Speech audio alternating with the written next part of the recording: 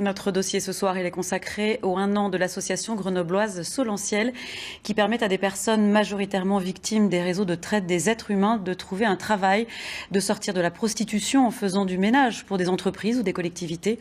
Avant d'en parler avec le responsable de cette association, Rodolphe Baron, je propose de regarder un extrait du sujet de Jean-Christophe Pain et Cédric Picot. Ils avaient recueilli le témoignage de Joy, une jeune Nigériane. Regardez.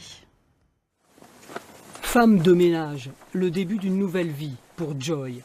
Au Nigeria, elle n'avait pas de famille, juste sa sœur, handicapée. Pas d'avenir, pas d'espoir, personne pour les aider. Elles vivaient toutes les deux dans la rue, beaucoup de gens en profitaient. Un jour, après ces longues années de souffrance, j'ai rencontré quelqu'un dans la rue qui avait bon cœur. Il m'a dit qu'il allait prendre soin de moi et de ma sœur. Pour moi, il tient ma sœur captive. Peut-être que si je lui donne de l'argent, il me la rendra. Au Nigeria, c'est l'histoire ambiguë, complexe de Joy, de Jennifer, de très nombreuses jeunes femmes pauvres qui se sacrifient plus ou moins volontairement pour leur famille.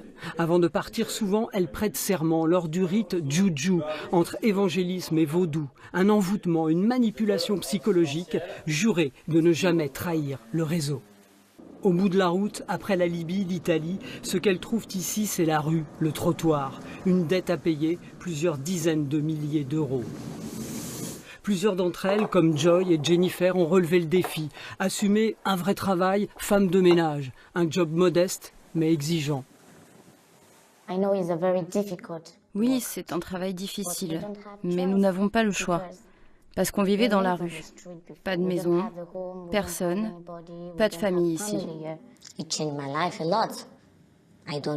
Ça a changé énormément ma vie. Je ne vais plus dans la rue, je peux prendre soin de moi, je ne subis plus de violence, je vis comme une personne normale, j'en suis fière. Rodolphe Baron, bonsoir. Vous êtes le président de l'association Solentiel à Grenoble. Ce reportage avait été tourné il y a 1 an. L'association Solentiel fait d'ailleurs ses 1 an.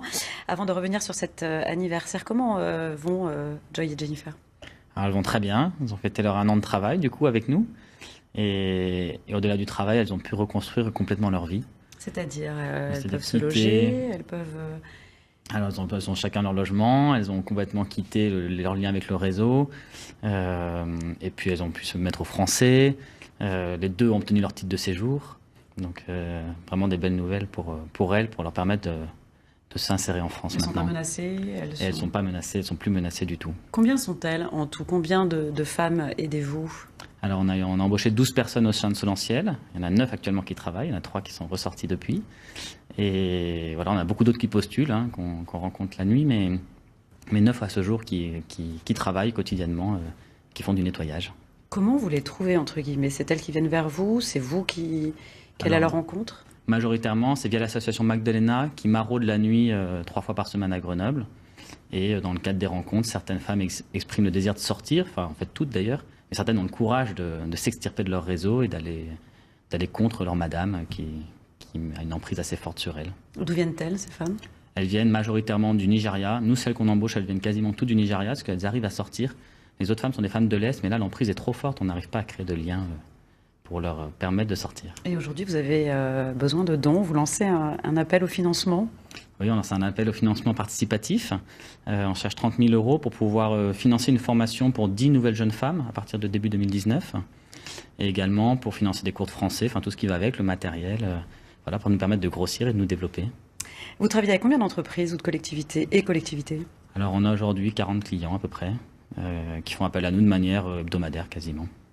Dans Grenoble, dans l'agglomération, elles se situent où? C'est agglomération, parce que nos jeunes femmes n'ont pas de permis de conduire, donc elles se baladent à vélo, avec une remorque dans laquelle elles transportent le matériel.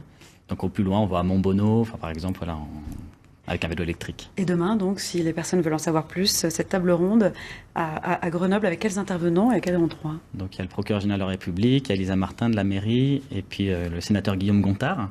Donc c'est au 12 rue Belle-Stendhal à Grenoble, au café Isère Anybody. Et l'objectif, c'est de permettre à tout le monde de comprendre ce qui se joue sur nos trottoirs la nuit à Grenoble et quelle est la situation de ces jeunes femmes en situation de prostitution et comment on peut les aider, nous, citoyens, concrètement. Merci beaucoup, Rodolphe Baron, d'être venu sur ce plateau. Et restez avec nous, le sujet de notre série va sûrement vous intéresser puisque...